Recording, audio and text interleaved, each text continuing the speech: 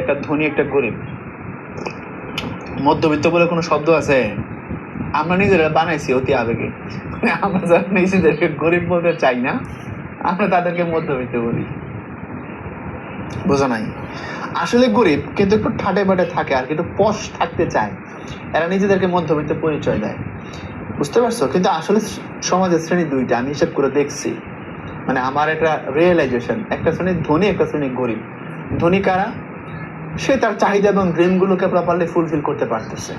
তার এখন মনে হলো যে এই সপ্তাহে একটু ব্যাংকক গিয়ে ঘুরে আসলে ভালো হয়, তাইলে সে তার পাসপোর্টে ধরো ওই থাইল্যান্ডের ভিসা লাগানোই আছে, সে খালি টিকিটটা কাইটা পরের দিন সকালবেলা বা একদিন পরে ড্রাইভারকে বলো এয়ারপোর্ট চলো, যায় সে ব্যাংকক চলে গেল। এরা আসলে ধনী, নো ডাউট। বা মনে হলো একটু ঢাকার বাইরে যাবো, ওটা আউটিং দরকার, সাফগারিং লাগতেছে, তাহলে কোথায় যাওয়া যায়? একটু শ্রীমঙ্গল ঘুরে আসে, গ্র্যান্ড সুলতানে থাকবো 2 দিন, চলে গেল। এরা আসলে ধনী। আর তাহলে গরিব কারা?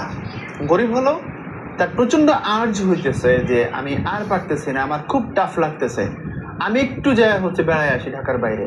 হয় সে অফিসের ছুটি পাবে না, না হয় তার এমন বিজনেস ক্ষতি হয়ে যাবে, অথবা তার ফাইন্যান্সিয়াল ক্যাপাবিলিটি নাই। কারণ 2 দিন ঘুরে আসলে 15-20 হাজার টাকার দরকার, সে মাসে ইনকামই করে 35,000, বাসা ভাড়া আটকায় যাবে। এরা আসলে গরিব, মধ্যবিত্ত বলার সুযোগ নেই। এটা বাস্তবতা বললাম আর কি।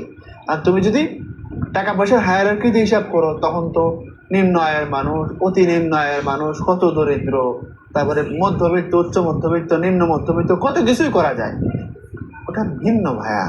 কিন্তু আমি কাউসারের ব্যক্তিগত অবজারভেশন বলে আমি সোসাইটিতে 2 ক্যাটাগরির মানুষকে দেখছি। একদল মানুষ ধনী, একদল মানুষ গরিব, সোজা কথা। এখানে আর কোনো আলাদা কোনো টক নাই।